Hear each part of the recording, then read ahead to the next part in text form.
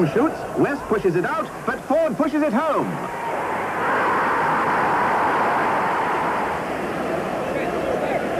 Sheffield Wednesday, one of the most famous names in British football, a unique name too, steeped in tradition. But tradition can sometimes disguise a lack of success.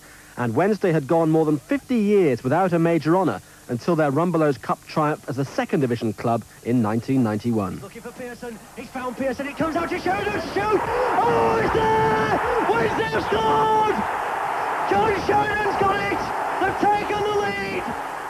It's more than 60 years since the last championship success. That team's picture, under the legendary leadership of Jimmy Seed, hangs in the Hillsborough entrance hall. Their last FA Cup win in 1935 was marked by one of the more biased commentaries in history. Inside 3 minutes, Palethorpe scores for the Wednesday. And this made Sheffield almost a nice place to live in. Now, will all the Sheffield people in the audience turn their heads away? Because here is something very distressing. Boys equalises for the Albion. Well, after all, boys will be boys.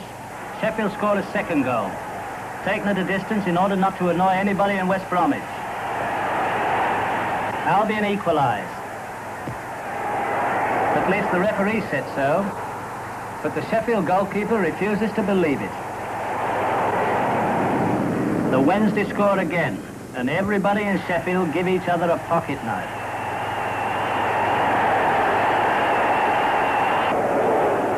Sheffield scored another goal, and I'm getting a bit tired of saying this. The Albion goalkeeper is very annoyed with the ball, and he nearly scores another one for Sheffield. Football reporting has moved on fractionally since those days, but after some lean years, Wednesday are back in the old groove too. Third last season, but a bit disappointing this. The second season is always going to be more difficult. I was well aware of that. I think that it was a remarkable achievement by the players to get third place last year. And as you say, we went relatively close. But we've had our problems this season, especially with injuries. They're not really excuses, they're facts. And there have been occasions this season when I've been without 7 regulars, and on one occasion 10 of my first team squad. And, 1 or 2 very, very important players have been missing for long periods. And obviously it's taken its toll. The name of Hillsborough will forever be synonymous with the biggest disaster in the game's history. The only benefit of that fateful day in 1989 has been the rebuilding of an already magnificent stadium. Oh, tremendous. I think it's a great testament to a lot of people who've been before, the way that they invested into the ground, and now, as a result, what we have to do to bring Hillsborough up into be one of the premier stadiums in Europe is less than a lot of our competitors. We've had to plan to be all-seater by 1994, but because of what happened at our stadium, we felt we needed to redevelop the west end of the ground.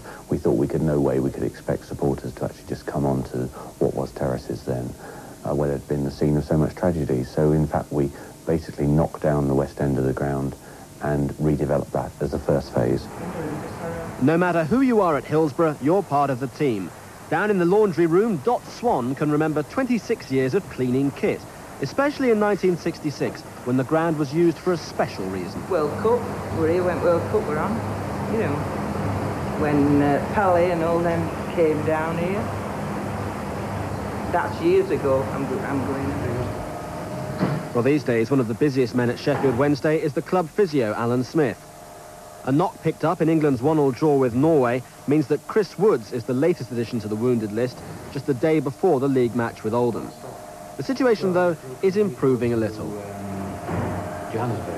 It's part of the function of a football club, but injury is an occupational hazard, unfortunately, in our game. And we've got to be capable of dealing with these situations. During September, we were very, very heavily hit by injuries, some very serious injuries. But now we've overcome them, or overcome the majority of them, and we're looking a lot healthier. So George Easton, Terry Payne. As Smith and Woods discuss Wednesday's recent visit to South Africa, they only got back last Thursday. The rest of the injured players wait their turn outside. Never to play again. Some, though, it has to be said, are more injured than others.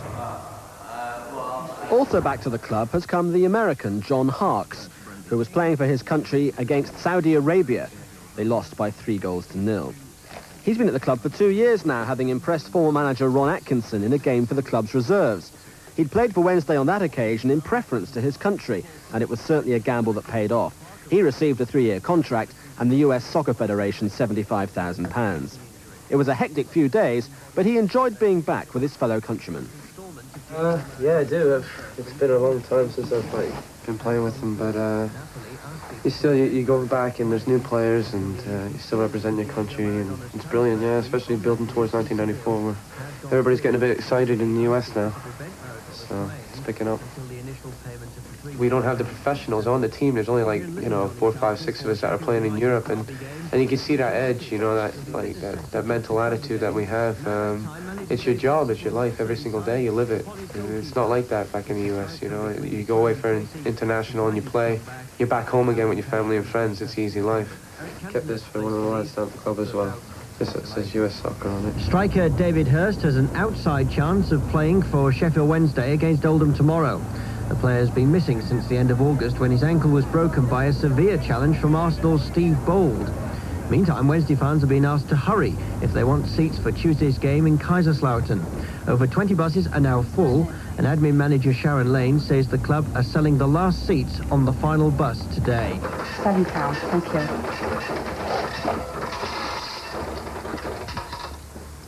There you are, thank you. I didn't realise how big a club it was when I came here. And just being part and parcel of it, and all the supporters, the support is fantastic. So, it needs to win things, and hopefully, we can all achieve that together.